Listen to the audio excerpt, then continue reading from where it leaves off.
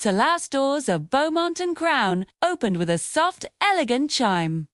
Inside, the luxury store glowed under crystal chandeliers, their light bouncing off marble floors so polished they almost reflected faces.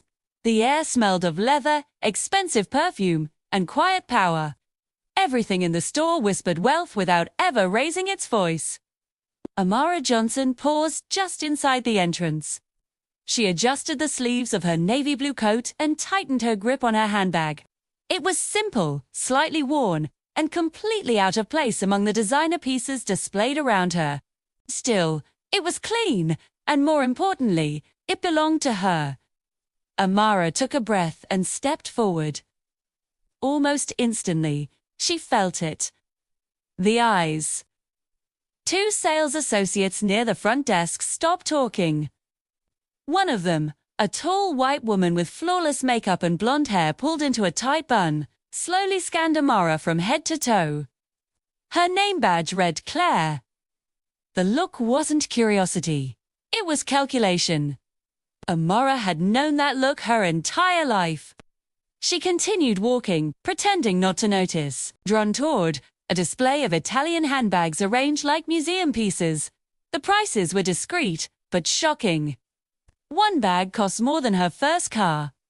She smiled faintly, thinking of her mother, who used to flip through fashion magazines and say, "One day, baby, one day." "Can I help you?"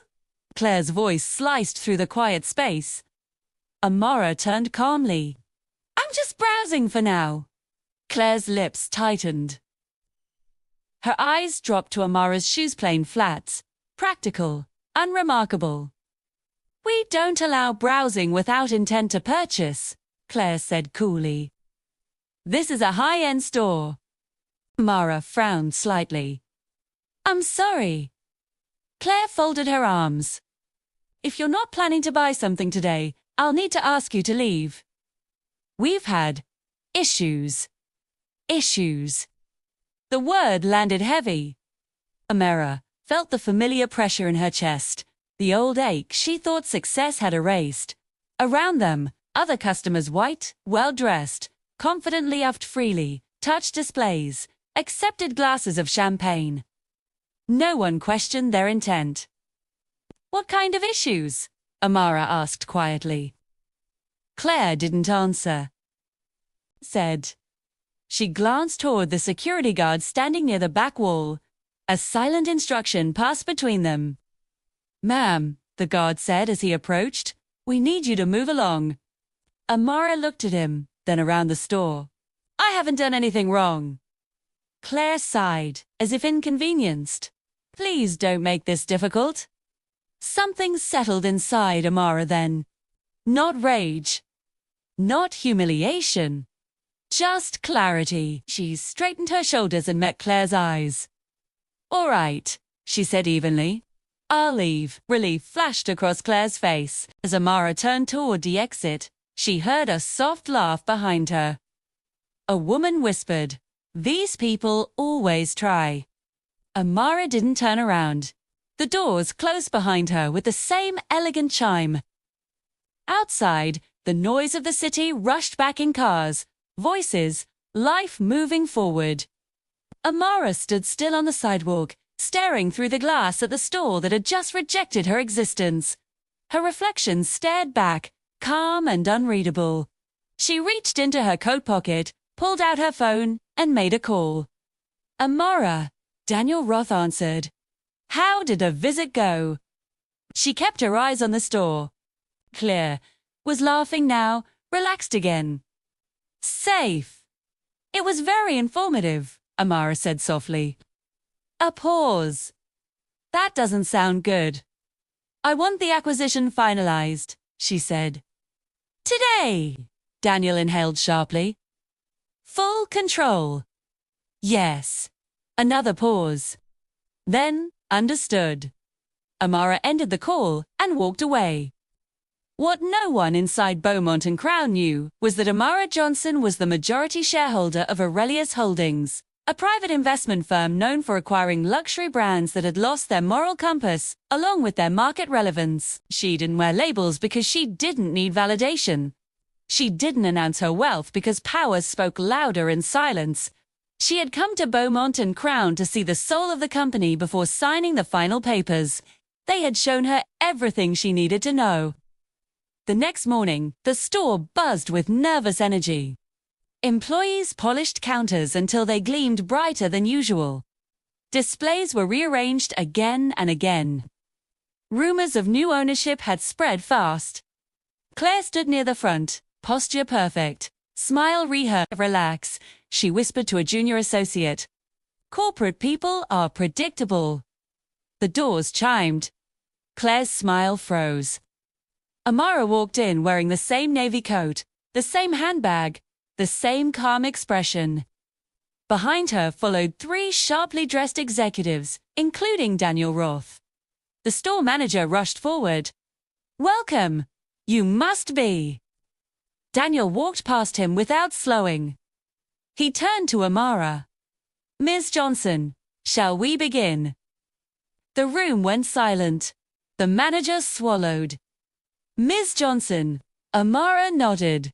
"Good morning." Claire's face drained of color. "Oh, you're back," she said weakly. "Yesterday there was a misunderstanding." Amara raised one hand. "Please gather everyone." Employees assembled. Customers watched, confused and curious. "Yesterday," Amara said calmly, "I was told this store does not allow browsing. That I did not belong here." Claire stared at the floor. "Today," Amara continued, "I am here as the new owner of Beaumont and Crown." Gasps filled the room. Daniel opened his folder. 2. Effective immediately. All leadership positions are under review. We are conducting a full evaluation of company culture. Amara turned toward Claire. "She didn't know who I was yesterday," she said softly. Claire nodded, tears forming. "I'm so sorry." Thoughts. "That's the problem," Amara replied. "You shouldn't have needed to know." She turned to the security guard. "Your name?" "Marcus," he said quietly. "You followed orders," Amara said. "But next time, question them." She addressed the room. "This store will change. Or it will close." Within days, Claire was terminated. Mandatory bias training was enforced. Policies were rewritten. Beaumont and Crown issued a public apology. But Amara went further. She funded scholarships, changed hiring practices, opened doors long kept shut. Weeks later, she stood near the entrance as a young black girl gazed at a handbag display, eyes wide with wonder. "Take your time," Amara said gently. The doors chimed. This time, they opened wide. Because the strongest response to discrimination isn't anger, it's ownership. Ownership changed everything, but it did not erase memory. Amara Johnson understood that power could open doors, but it could not heal wounds by itself. The public apology issued by Beaumont and Crown made headlines for a week. Praised by some and mocked by others as another corporate performance. Social media debated whether change was real or temporary. Amara read every comment in silence, absorbing the truth hidden beneath the noise. She knew that real change was quiet, uncomfortable, slow. On her third day as owner, she arrived early, before the store opened. The lights were dim, the chandeliers resting like sleeping stars. She walked the floor alone, her footsteps echoing. This time, no one watched her suspiciously. No one questioned her presence. Yet, the memory of being escorted out still lingered in the air, like a stain no polish could remove. She stopped at the handbag display where she had stood days before. The same bags. The same prices. But something felt different now. The power dynamic had shifted, but the system that created it still existed. Amara turned and walked into the staff break room. Several employees were already there, stiffening when they saw her. Some smiled nervously. Others avoided eye contact. "Good morning," Amara said. A few murmured greetings in return. She leaned casually against the counter. "I'm not here to intimidate anyone. I want to listen." Silence. Finally, a young woman spoke. "Listen. About what?" "About this place," Amara replied. "About how it feels to work here. About what you see. What you're told not to see." A middle-aged Latino man cleared his throat. "People don't talk because they don't want trouble." Amara nodded. "I understand that." She paused, then said, "But silence is how yesterday happens again." Silence. That cracked something open. Stories followed. Small at first. Comments whispered by managers. Certain customers watched more closely. Unspoken rules about who to follow, who to ignore, who to greet warmly, and who to watch. Marcus, the security guard, spoke last. "I didn't like it," he admitted, "but I told myself it was policy." Amara met his eyes. Policies are written by people. And people can rewrite them. She left the room without another word, but something had shifted. Conversations began where none existed before. Not everyone was happy. 2 weeks later, Amara received an anonymous email accusing her of destroying tradition and lowering standards. Another suggested she was turning Beaumont and Crown into a political experiment. She deleted them all. The real test came on a Friday afternoon. The store was busy when a white woman stormed toward the front desk, her designer heels striking the floor sharply. "I want to speak to the owner," she demanded. "I can help you," the associate replied calmly. "No, you can't," the woman snapped. "This place has changed." I don't feel comfortable anymore." Amara had been reviewing inventory reports in her office. She heard the raised voice and stepped out. "I'm the owner," she said. The woman turned, clearly expecting someone else. "You?" "Yes." The woman's lips thinned. "Ever since new management, the atmosphere is different. You're letting just anyone walk in." Amara smiled politely. Everyone was always allowed to walk in. "That's not what I meant," the woman said quickly. "This used to be exclusive." "It still is," Amara replied. "Just not discriminatory." The woman scoffed. "You're going to lose your best customers." Amara held her gaze. "If fairness makes them leave, they were never the best." The woman left in a fury. Sales did dip slightly the following week. Then, something unexpected happened. New customers came. Young professionals, artists, entrepreneurs, people who had never felt welcome before, but had always admired the brand from a distance. The store began to buzz with a different energy, less stiff, more alive. Revenue stabilized. Then it grew. A month later, Beaumont and Crown hosted its first open fashion showcase, featuring emerging designers from underrepresented communities. The event sold out. Amara stood backstage, watching models prepare Black, brown, Asian, white, beautiful in ways the industry had long ignored. She thought of her mother again. Of the magazines. Of the dreams folded neatly away. Daniel approached her. "You've changed the narrative." Amara shook her head. "I just stopped protecting the old one." Not everyone celebrated her success. A former executive went to the press, accusing Amara of reverse discrimination. The headline trended for a day. Amara did not respond publicly.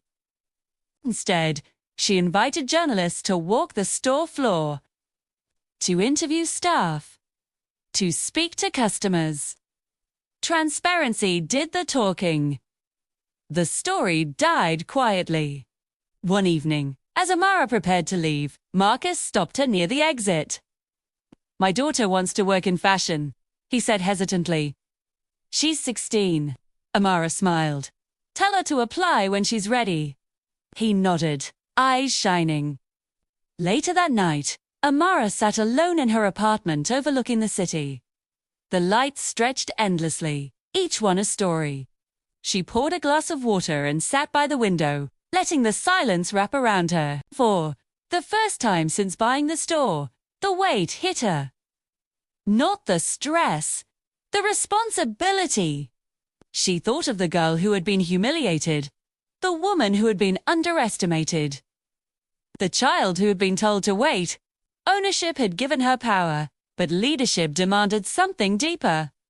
The next morning, she announced a long-term initiative: mentorship programs, paid internships, community partnerships. It's not charity. Access. Months passed. Beaumont and Crown became a case study in business schools. Profitable, inclusive, unapologetic, paired. One afternoon, Amara noticed a familiar face near the entrance. Claire. She stood hesitantly, no longer polished, her confidence frayed. Amara approached calmly. Can I help you? Claire swallowed. I wanted to apologize. Not because you're the owner, but because I was wrong. Amara studied her. Understanding that took courage. Claire nodded. I've been working retail elsewhere. I see it now. Amara paused. Growth doesn't erase harm, but it does matter. Claire left quietly, lighter than when she arrived. Years later, a journalist asked Amara in an interview, "Do you believe racism can be ended?" Amara considered the question carefully.